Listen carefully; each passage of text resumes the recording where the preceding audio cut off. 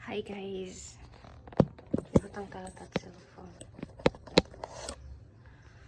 Hi guys, kawaman la naman mamerting ito na kan angkol na ako nag-alaga. Namerti kami, wala ako ganayan nira pagkaon kay Indonesian food. Tirik ko tayo.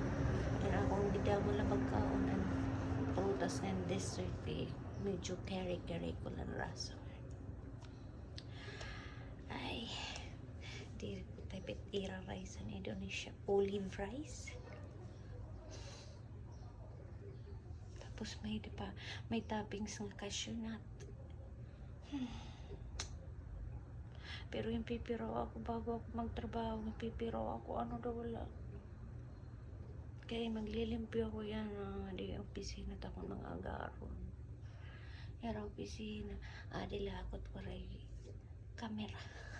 Kaya tudit palibot at kamera. Dito na side, waray kamera na tatapunan. Papagana ng buhay. Labor Day is the real combat. Nalingkulan ko sa lupa, gipipiraw ako. Tignan lang ako gipipiraw. Abot kaya, buro na ako, char.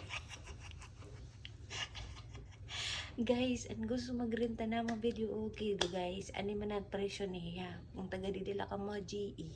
Arit presyo niya. 1,000 per day. Kung duha ka adlaw, 1,500. Kung gawas ka mo hit GE Palanog, Barangay 12, 1,500 itakon araw per day.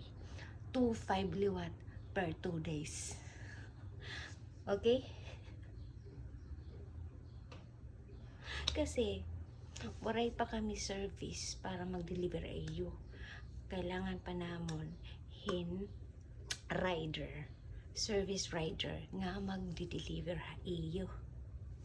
Sana po, magriko na nga ako, may da nakita service. Aw diri lang ay magriko, magkaarog ngayon akong sarakyan, may da nakita service. Diri na kamo mabubugatan hit presyo. Thank you guys.